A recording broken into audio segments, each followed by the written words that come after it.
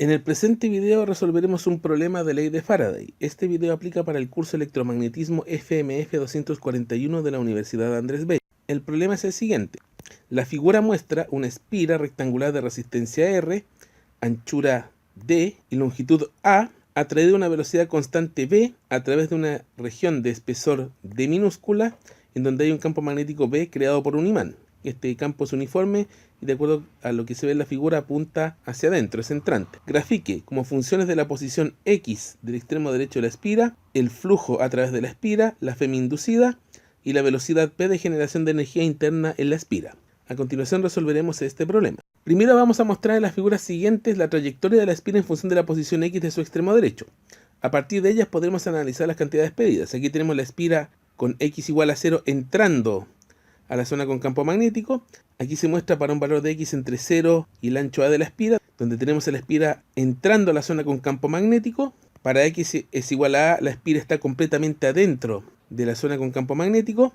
Aquí tenemos para X entre A y D, la espira moviéndose dentro de la zona de campo magnético completamente adentro de ella. Aquí estamos en X igual a D, con el extremo derecho de la espira llegando al extremo derecho de la zona de campo magnético. Aquí tenemos X entre D y A más D, en una situación donde la espira está empezando a salir del campo magnético. Y finalmente aquí tenemos X es igual a A más D, con la espira completamente fuera del campo magnético en el lado derecho de este. Esa es la trayectoria completa de la espira atravesando la zona de campo magnético. Nos van a interesar tres intervalos. El primer intervalo, que sería para X entre 0 y A, o sea, desde que la espira entra al campo magnético, desde que la espira empieza a entrar hasta que está completamente adentro. Entonces, en este intervalo, la porción X del ancho de espira que está dentro de la zona con campo magnético va a ser B por T, donde ves la velocidad con la que se mueve la espira. Ese sería el X de T.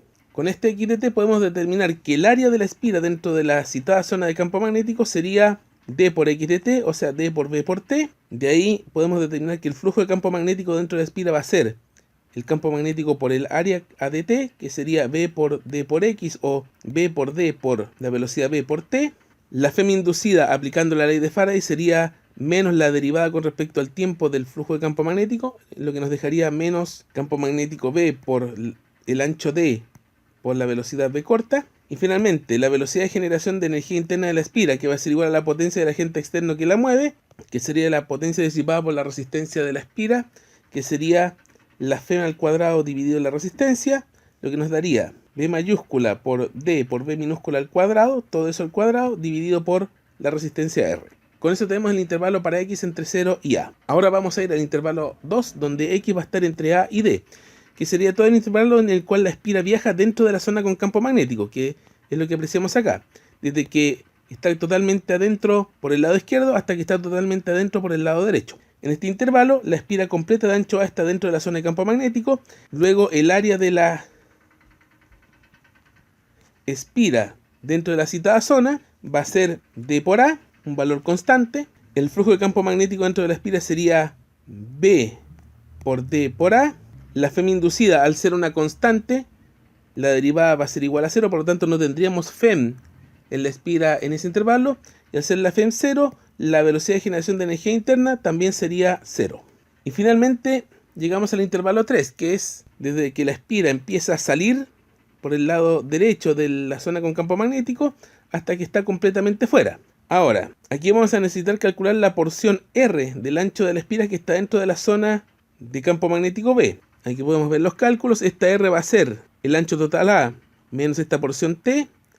Esta porción T que tenemos acá va a ser X, que es el X total que tenemos que calcular, menos esta distancia D, que es el ancho de la zona con campo magnético.